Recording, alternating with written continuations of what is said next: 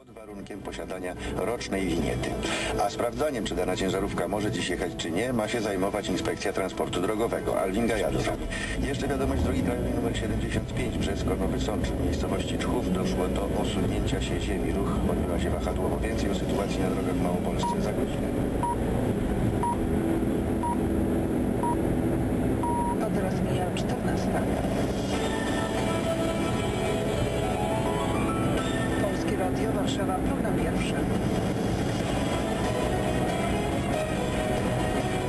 Wiadomości, Dorota Wojtalczyk. Na początek informacja z Brukseli, bo doszło tam do strzelaniny w Pałacu Sprawiedliwości. Są dwie ofiary śmiertelne. Policja na razie odmawia wszelkich komentarzy.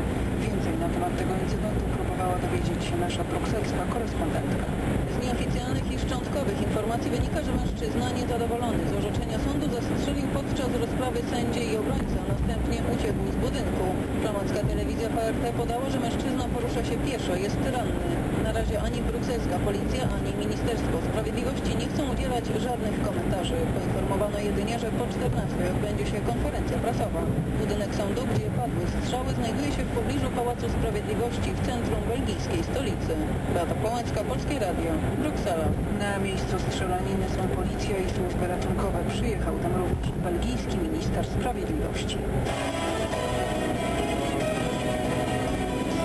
Przesłanie księdza Popiełuszki jest wciąż aktualne, przekonuje arcybiskup Kazimierz Snecz. Podczas uroczystości Bożego Ciała w stolicy metropolita warszawski mówił, że kapela Solidarności jest nam postawiony za wzór troski o wartości, o człowieka i o wiarę. Arcybiskup Snecz podkreślał, że wzorem księdza Jerzego trzeba szukać dróg polskiej jedności. Jedności, która, jak wskazywał, służyłaby każdemu człowiekowi, każdej rodzinie, każdej społeczności lokalnej. Prześcigajcie się w tworzeniu programów dla naszej ojczyzny i dla rozwiązywania jej trudnych problemów, nie tylko na czas kampanii, ale w systematycznej trosce o polskie sprawy, w imię wierności tym, którzy zginęli pod Smoleńskiem, tym, co ucierpieli w powodzi, w imię wierności nowemu błogosławionemu, którego da nam Kościół w najbliższą niedzielę. Ciągle jednajmy się z Bogiem i między sobą. Arcybiskup Necz dodał, że beatyfikacja kapelana Solidarności byłaby zgrzytem, gdyby jej uczestnicy nie podjęli troski o Polskę bez podziału na my i wy. Ksiądz Jerzy Popiełuszko zostanie wyniesiony na ołtarze w najbliższą niedzielę. Uroczysta msza będzie odprawiona na Placu Piłsudskiego w Warszawie. Ta akcja wywołała oburzenie i protesty na całym świecie. Chodzi o poniedziałkowy atak izraelskich komandosów na flotyllę statków z pomocą humanitarną dla strefy Gazy. Zginęło wtedy 9 osób. Wyjaśnienia okoliczności tego ataku domagają się Polska i Niemcy. Tak mówili po spotkaniu w Berlinie szefowie dyplomacji obu krajów, Radosław Sikorski oraz Guido Westerwelle. Potrzebujemy niezależnej i dogłębnej analizy tego, co stało się na Morzu Śródziemnym. Polska popiera prawo Izraela do istnienia w bezpiecznych granicach, ale nie popiera czy to osadnictwa na terytoriach okupowanych, czy to nadużywania siły. Minister Sikorski wezwał wszystkie strony konfliktu na Bliskim Wschodzie, aby powstrzymały się od działań, które mogłyby zaszkodzić podjęciu rozmów między Izraelem a autonomią palestyńską. Szefowie dyplomacji Polski i Niemiec rozmawiali też o stosunkach dwustronnych. Sikorski i Westerwelle uznali je za bardzo dobre. Zdaniem szefa polskiego MSZ-u ich przejawem była niemiecka pomoc podczas powodzi w naszym kraju.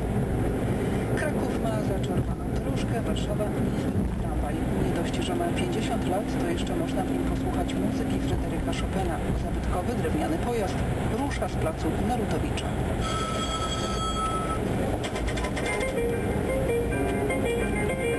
Tak jak Chopin był jedyny w swoim rodzaju, taki tramwaj jest jedyny w swoim rodzaju. Grzegorz Wolf, Biuro Promocji Miasta Stołecznego Warszawy. Można posłuchać muzyki, można obejrzeć wystawę plakatów. Wcześniej bilet z zakładką do książki z mapką miejsc w Warszawy. Nasz reporter zapytał pasażerów tramwaju o wrażenia. Bardzo fajny klimat i pomysł na wycieczkę z dziećmi.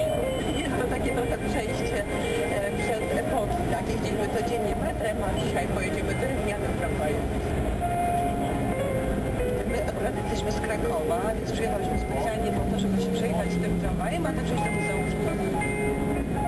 Tramwaj kursuje od placu Narutowicza do centrum i tak będzie do końca lata. To były wiadomości programu pierwszego Polskiego Radia.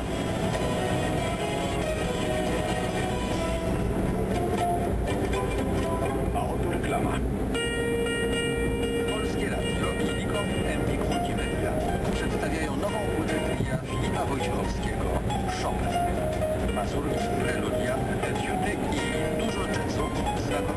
wykonaniu Filipa Wojciechowskiego, Pawła Pańty,